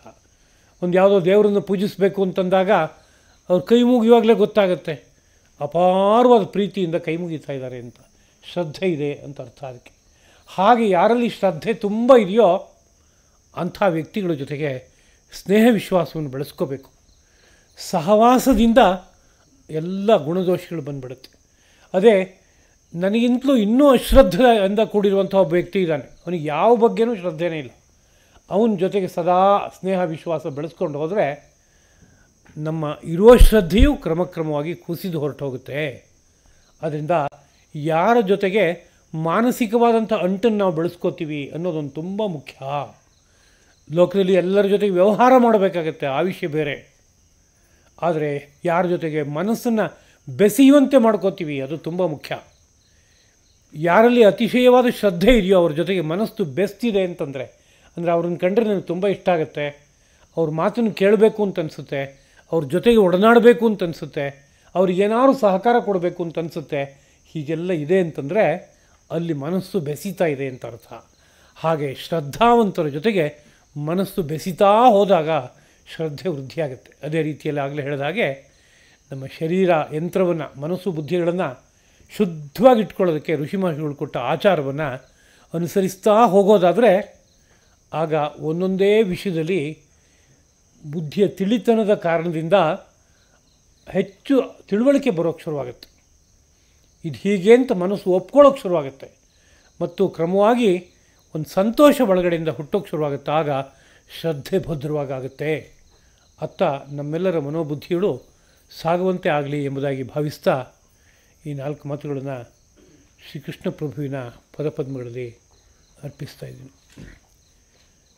ಕಾಯೇನ ವಾಚಾ ಮನಸಾ ಇಂದ್ರಿಯೈರ್ವಾ ಬುದ್ಧ್ಯಾ ಆತ್ಮನಃ ವಾ ಪ್ರಕೃತೆ ಸ್ವಭಾವಾತ್ ಕರೋಮಿ ಯದ್ಯತ್ ಸಕಲಂ ಪರಸ್ಮೈ ನಾರಾಯಣಾಯೇತಿ ಸಮರ್ಪಯಾಮಿ. ಶ್ರೀಕೃಷ್ಣಾರ್ಪಣಮಸ್ತು.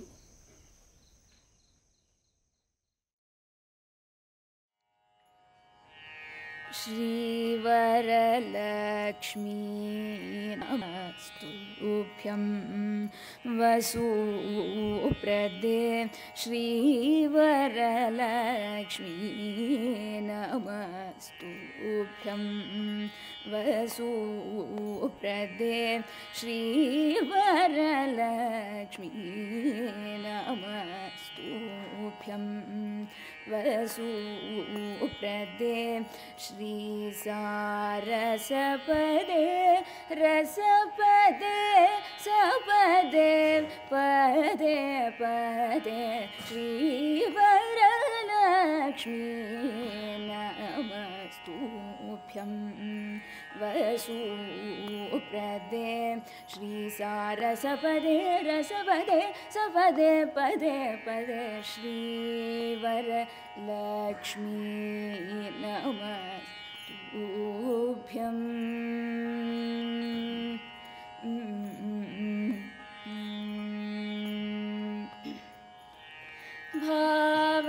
भावजनका प्राणवल्लभे सुवर्णाभे भानुकुलाभे कोटि समान प्रभे भक्त सुलभे भावज जनका प्राणवल्लभे सुवर्णाभे भानु कोटि समान प्रभे भक्त सुलभे सेवक जनपालिन्यै श्रुतपङ्कजमालिन्यै केवल गुणशालिन्यै केशवहृत्खेलिन्यै सेवक जनपालिन्यै श्रुतपङ्कजमालिन्यै केवल गुणशालिन्यै केशवहृत्खेलिन्यै श्रीवरलक्ष्मी नमस्तुभ्यम्